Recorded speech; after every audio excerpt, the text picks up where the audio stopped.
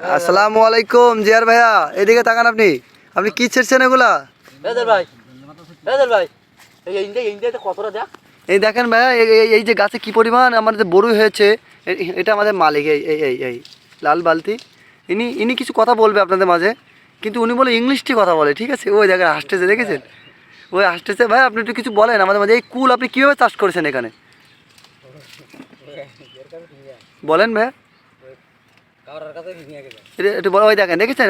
উনি আবার ওই নিউজ চ্যানেল কথা বলে কাউরার কাছে যেতে বলছে আমাদের, কিন্তু আমরা বলে বুঝতে পারছি না উনি কী বলতে চাচ্ছে। আপনি প্লিজ আপনি বলেন। আর এটা হলো আমাদের কামরান ভাই, ঠিক আছে? কামরান ভাই, তুমি কী ছেড়ছো কামরান ভাই? এখানে কুল চাচ্ছে। হ্যাঁ, এই গাছে তো অনেক বড়ই, এটা কুল না, এটা বড়ই। হ্যাঁ, এগুলো কোথায় বেচবেন আপনারা? আমরা এখানে এটা নিয়ে যাবো, খুলনার দিকে নিয়ে যাবো। খুলনা? হ্যাঁ, খুলনার দিকে যাবো। ও আচ্ছা আচ্ছা। আপনি এতদিন কোথায় ছিলেন? আপনাকে দেখা যায় নাই। আমি এতদিন ওটা দেশের বাইরে ছিলাম। দেশের বাইরে? ও আচ্ছা আচ্ছা। তা আপনারা এই কুল প্রথমে চাষ করার সময় কি ব্যবহার করেন, কি সার, কি জৈব সার ব্যবহার করেন এর গোড়াতে? জৈব সার, তারপরে একটু হরমোন, একটু ছত্রাকনাশক ওষুধ, এসব আমরা দিয়ে এটা কি চাষবাস করি। ও আচ্ছা আচ্ছা আচ্ছা আচ্ছা।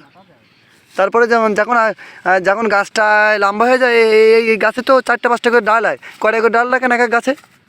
ওই 4টা-5টা এরকম আমরা রাখি। যেমন 10-20টা ডাল হয়ে যাবে, বাকিগুলো কেটে দিই।